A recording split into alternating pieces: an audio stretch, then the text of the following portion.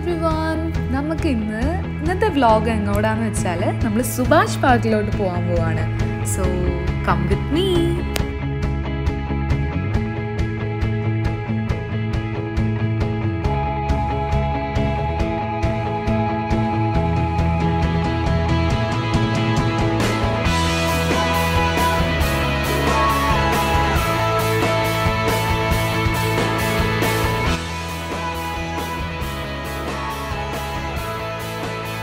ആയിരത്തി 1903 സുഭാഷ് പാർക്ക് ആരംഭിക്കുന്നത്. നമ്മുടെ മഹാരാജാസ് കോളേജിൻ്റെയും ഹൈക്കോർട്ടിൻ്റെയും തൊട്ടടുത്താണ് സുഭാഷ് പാർക്ക്. എൻ്റെ ലൈഫിൽ ആദ്യമായി ഞാനൊരു ടൂർ പോയത് സ്കൂൾ ലൈഫിൽ നിന്ന് LKGയിൽ പഠിക്കുമ്പോൾ സുഭാഷ് പാർക്കിലാണ്. അതുപോലെ ധാരാളം കുട്ടികളെ എനിക്ക് ഇന്ന് കാണാൻ സാധിച്ചു.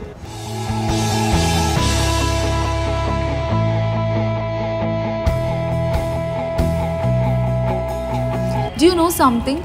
ഞാൻ കുഞ്ഞായിരുന്നപ്പോൾ എവിടെ പോകാനായിരുന്നു എനിക്ക് ഏറ്റവും ഇഷ്ടമെന്ന് ഇപ്പോൾ ചിന്തിച്ചാൽ എനിക്ക് ഉറപ്പായിട്ടും പറയാൻ പറ്റും, അത് നമ്മളുടെ പാർക്കിലാണ്. പണ്ട് ഞാൻ കുഞ്ഞായിരുന്നപ്പോൾ എനിക്ക് ഏറ്റവും കൂടുതൽ ഇഷ്ടം ചിൽഡ്രൻസ് പാർക്കായിരുന്നു. പക്ഷേ ഇന്ന് ചിൽഡ്രൻസ് പാർക്കിനെക്കാട്ടും ഭംഗി സുഭാഷ് പാർക്ക് തന്നെയാണ്. ഞാൻ കുറേ നാളായി ആക്ച്വലി പാർക്കിൽ വന്നിട്ട്, പക്ഷെ എന്നാലും ഇന്ന് ഞാൻ ആ പാർക്കിൽ പോയപ്പോൾ എനിക്ക് ശരിക്കും ഞാനൊരു ചൈൽഡ് എന്നുള്ള രീതിയിൽ എനിക്ക് ഫീൽ ചെയ്തു. സുഭാഷ് പാർക്കിനെ പ്രത്യേകമാക്കുന്ന പല റീസൺസ് ഉണ്ട്. അതിൽ ഫസ്റ്റ് റീസണാണ് സുഭാഷ് പാർക്കിന് തൊട്ട് സമീപത്താണ് എറണാകുളത്തിൻ്റെ ക്ഷേത്രം. അപ്പോൾ ഇവിടെ വരുന്നവർക്ക് അവിടെ സന്ദർശിക്കാം, അതുപോലെ തന്നെ ബോട്ടിംഗ് ആസ്വദിക്കാം, പിന്നെ സൂര്യാസ്തമയം കാണാം. പിന്നെ വരുന്നത് നിങ്ങളെല്ലാവരും കേട്ടിട്ടുണ്ടാവും അല്ലേ, മറൈൻ ഡ്രൈവ്. മറൈൻ ഡ്രൈവ് പാർക്കും ഇതിന് വളരെ സമീപമാണ്. മാത്രമല്ല നമുക്ക് ശില്പങ്ങൾ കാണാൻ സാധിക്കും. അതുപോലെ തന്നെ നമ്മളുടെ എറണാകുളത്തിൻ്റെ വളരെ ഫേമസ് ആയിട്ടുള്ള ബ്രോഡ് വേ എല്ലാം ഇതിന് വളരെ സമീപമാണ്.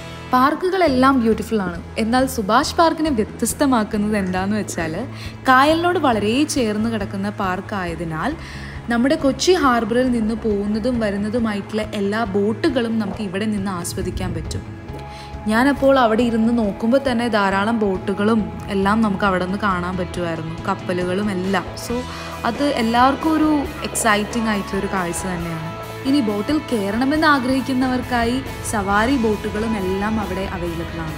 പിന്നെ വളരെ അട്രാക്റ്റീവ് ആയിട്ടുള്ളൊരു പ്ലേസ് ആണ് ക്വീൻസ് വാക്ക് വേ. അതും നമ്മുടെ സുഭാഷ് പാർക്കിൻ്റെ അവിടെ നിന്ന് കുറച്ച് അങ്ങോട്ട് പോകുമ്പോഴാണ്. അതുവഴി നമുക്ക് പോണ വഴിക്ക് ലെഫ്റ്റ് എടുത്ത് കഴിയുമ്പോൾ നമുക്ക് വല്ലാർപാടം പള്ളിയിലോട്ട് പോകുന്ന വഴിയും അതിലെയാണ്.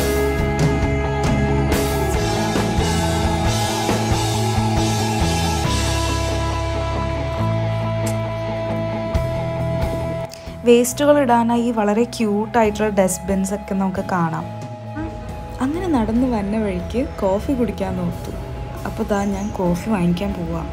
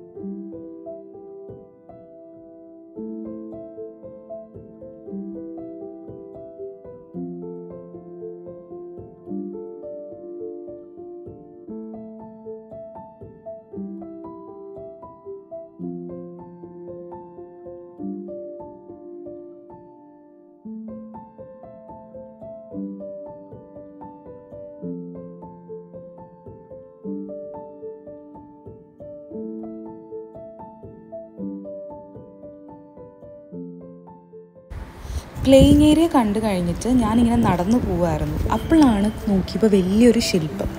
പിന്നെയാണ് അറിയാൻ സാധിച്ചത് 1990 ലോകാന്തര ശില്പശാല ഇവിടെ നടത്തിയിട്ടുണ്ടായിരുന്നു. അപ്പം പല പല ആർട്ടിസ്റ്റിൻ്റെ ശില്പങ്ങളെല്ലാം ഇവിടെ അതുപോലെ തന്നെ നിലനിൽക്കുന്നുണ്ട്. വേറൊരു ശില്പം ദാ കാണുന്നു.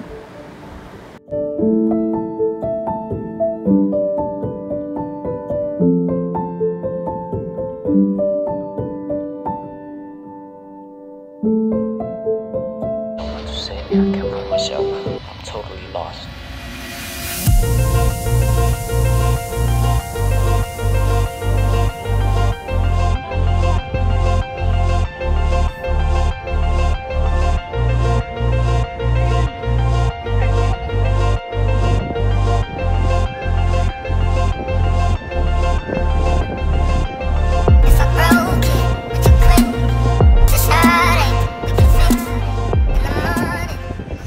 ഇപ്പോൾ സമയം ഒരു 6:15 കാണും. അപ്പോൾ തന്നെ ഞാൻ ഗൂഗിളിൽ നോക്കി എത്ര മണിക്കാണ് സൂര്യാസ്തമയമെന്ന്. അപ്പോൾ 6:35 അപ്പോൾ ഇനിയും സമയമുണ്ടെന്ന് പറഞ്ഞ് ഞാൻ ആ കായലിൻ്റെ ഭംഗി ആസ്വദിക്കുമായിരുന്നു.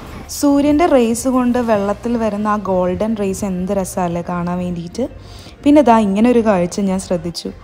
ഇവിടെ നോക്കുമ്പോൾ പച്ച കളറ്, ഇവിടെ നോക്കുമ്പോൾ ആ ഗോൾഡൻ വന്നിട്ട് വെള്ളത്തിന് ആ ഒരു ഷൈനിങ് ഭംഗി. വീണ്ടും ഗ്രീൻ, വീണ്ടും ദാ ഗോൾഡൻ ടിൻറ്റഡ്.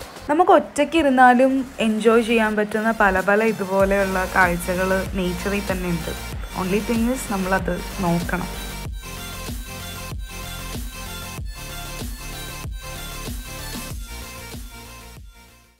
എനിക്ക് സൺസെറ്റ് കാണാൻ ഭയങ്കര ഇഷ്ടമാണ്. നമ്മൾ ശ്രദ്ധിച്ചാൽ മനസ്സിലാവും ഓരോ ദിവസത്തെ സൺസെറ്റ് ഓരോ ഭംഗിയായിരിക്കും. ഇന്ന് അത്യാവശ്യം മഴക്കാറ് പോലെയുള്ളത് കാരണം സൺസെറ്റ് അങ്ങോട്ട് അത്രയ്ക്ക് ബ്യൂട്ടിഫുള്ളായി ആസ്വദിക്കാൻ പറ്റിയില്ല. എങ്കിലും സൺസെറ്റ് ഒരു വേറെ തരം സൺസെറ്റ് കാണാൻ പറ്റി എന്നുള്ളൊരു സന്തോഷം. സണ്ണ് പോയതും ദാ ഇരുട്ടിൻ്റെ അന്ധകാരം ഫുൾ ചുറ്റുപാടും നിറഞ്ഞു. അപ്പോൾ ദാ വീട്ടിലോട്ട് പോകാമെന്ന് വിചാരിച്ചിറങ്ങി.